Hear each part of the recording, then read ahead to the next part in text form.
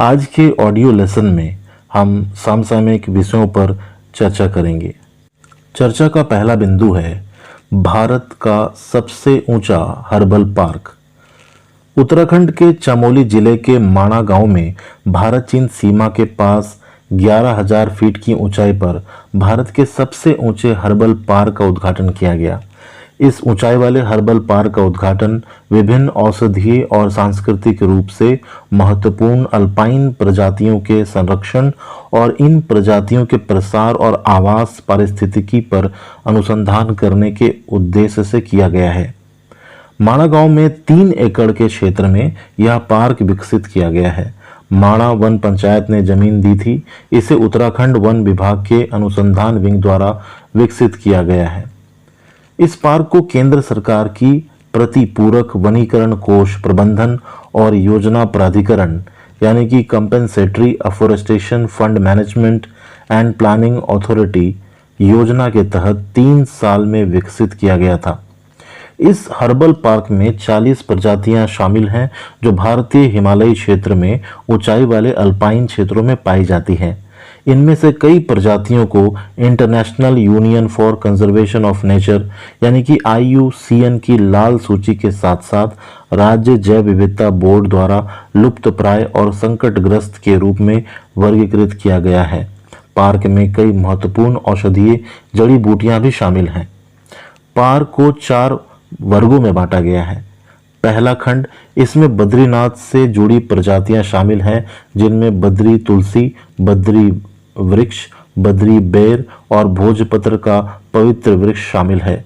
दूसरा खंड, यह अष्टवर्ग प्रजाति को समर्पित है। यह प्रजाति 8 जड़ी बूटियों का एक समूह है जो हिमालय क्षेत्र में पाई जाती है। तीसरा खंड, इसमें सौसूरिया प्रजाति शामिल है और इसमें ब्रह्मकमल शामिल है जो उत्तराखंड का राज्य फूल है। चौथा खंड, इसमें मिश्रित अल्पाइन प्रजातियां शामिल हैं जैसे कि अतीस, मीठा विष, चोरू और वंका कड़ी।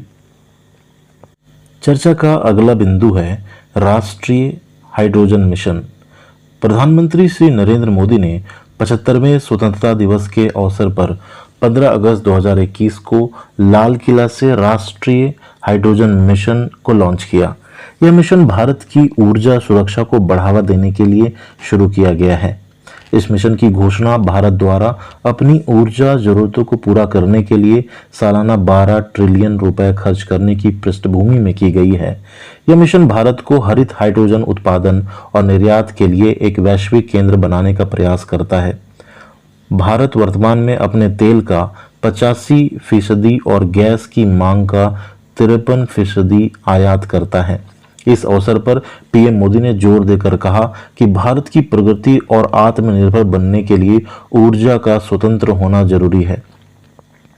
ग्रीन हाइड्रोजन का उत्पादन इलेक्ट्रोलाइजर की मदद से पानी को हाइड्रोजन और ऑक्सीजन में विभाजित करके किया जाता है जो पवन और सौर जैसे अक्षय ऊर्जा स्रोतों से बिजली द्वारा संचालित होता है। भारत सरकार ने उर्वरक उत्पादन और पेट्रोलियम शोधन में हरित हाइड्रोजन उपभोग दायित्व को लागू करने की भी योजना बनाई है। यह अक्षय खरीद दायित्वों के समान है जिसके लिए बिजली वितरण कंपनियों को एक निश्चित मात्रा में अक्षय ऊर्जा खरीदने की आवश्यकता होती है। यह जीवाश्म ईंधन पर निर्भरता को कम करने में मदद करता है। भारत में वर्तमान में हाइड्रोजन की कुल मांग 6.7 मिलियन टन है।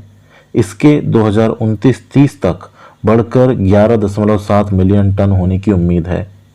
हाइड्रोजन एक रंगहीन गंधहीन गैस है जो पृथ्वी के वायुमंडल में पाई जाती है। इसका उपयोग पेट्रोलियम रिफाइनिंग, रसायनों के निर्माण, स्टील और अमोनिया उर्वरकों और एरोस्पेस अनुप्रयोगों जैसे औद्योगिक उपयोगों के लिए किया जाता है। औद्योगिक उद्देश्यों के लिए हाइड्रोजन को 2 तरीकों से निकाला जाता है, अर्थात कोयले का गैसीकरण या भाप मीथेन सुधार यानी कि स्टीम मीथेन रिफॉर्मेशन SMR के माध्यम से। SMR में कार्बन मोनोऑक्साइड और हाइड्रोजन का उत्पादन करने के लिए प्राकृतिक गैस से मीथेन को भाप से गर्म किया जाता है जिसका उपयोग ईंधन के रूप में किया जाता है। हालांकि ये तरीके कार्बन के अनुकूल नहीं हैं और ग्रीन हाउस गैसों के विशाल उत्सर्जन का कारण बनते हैं। इस विधि से बनने वाले हाइड्रोजन को ब्राउन हाइड्रोजन कहते हैं, जबकि ग्रीन हाइड्रोजन को बिना किसी उत्सर्जन के निकाला जाता है। चर्चा का अगला बिंदु है काजीरंगा नेशनल पार्क। असम का काजीरंगा राष्ट्रीय उद्यान सैटेलाइट फोन से लैस होने वाला भारत का पहला राष्ट्रीय उद्यान बन गया है। असम के मुख्य सचिव जिष्णु बरुआ द्वारा काजीरंगा राष्ट्रीय उद्यान के वन कर्मियों को लगभग 10 सैटेलाइट फोन सौंपे गए। काजीरंगा राष्ट्रीय उद्यान के एक अधिकारी के अनुसार इस कदम से पार्क में अवैध शिकार रोकने वाले उपायों को बढ़ावा मिलेगा। इन सैटेलाइट फोनों का इस्तेमाल पार्क की 6 श्रेणियों में किया जाएगा, जहां कोई वायरलेस कनेक्टिविटी नहीं है या खराब मोबाइल कनेक्टिविटी है। असम राज्य आपदा प्रबंधन प्राधिकरण ने इस पार्क के लिए 16 लाख रुपए की अनुमानित लागत से सैटेलाइट फोन खरीदे हैं। इसके लिए सेवा BSNL द्वारा प्रदान की जाएगी, जबकि मासिक खर्च पार्क अधिकारियों द्वारा पूरा किया जाएगा। BSNL ने वन कर्मियों को उन क्षेत्रों में सैटेलाइट फोन संचालित करने के लिए भी प्रशिक्षित किया जहां सैटेलाइट फोन काम नहीं करते। काजीरंगा राष्ट्रीय उद्यान असम राज्य के गोलाघाट, कार्बी आंगलोंग और नावांग जिले में फैला हुआ है। यहाँ पर दुनिया के 2/3 एक सींग वाले गैंडे पाए जाते हैं। इस पार्क को विश्व धरोहर स्थल के रूप में भी सूचीबद्ध किया गया है। 2018 की जनगणना के अनुसार काजीरंगा राष्ट्रीय उद्यान में 2413 गैंडे हैं। काजीरंगा दुनिया में संरक्षित क्षेत्रों में बाघों के उच्चतम घनत्व के लिए जाना जाता था। इसे 2006 में टाइगर रिजर्व घोषित किया गया था। वर्तमान में सबसे अधिक बाघ घनत्व असम के औरंग राष्ट्रीय उद्यान में है। चर्चा का अगला बिंदु है सोन चिरैया। आवास और शहरी मामलों के मंत्रालय ने सोन चिरैया नामक एक ब्रांड और लोगो लॉन्च किया। इसे शहरी स्वयं सहायता समूहों के उत्पादों के विपणन के लिए लॉन्च किया गया है। यह ब्रांड और लोगो महिलाओं को आर्थिक रूप से सशक्त बनाने और सम्मानजनक जीवन जीने में मदद करने के लिए सरकार के प्राथमिकता वाले क्षेत्र के अनुरूप लॉन्च किया गया है। इस अवसर पर मंत्रालय ने उल्लेख किया कि आवास और शहरी मामलों के मंत्रालय के तत्वाधान में शुरू की गई दीनदयाल अंत्योदय योजना राष्ट्रीय शहरी आजीविका मिशन शहरी गरीब महिलाओं को पर्याप्त कौशल और अवसरों से लैस करने पर ध्यान केंद्रित कर रही है, ताकि उन्हें स्थायी सूक्ष्म उद्यम को बढ़ावा देने में सक्षम बनाया जा सके। दीनदयाल अंत्योदय योजना राष्ट्रीय शहरी आजीविका मिशन शहरी गरीब परिवारों की महिलाओं को स्वयं सहायता समूहों और उनके संघों से जुड़ने और उनके लिए एक समर्थन प्रणाली बनाने के लिए कार्य करता है।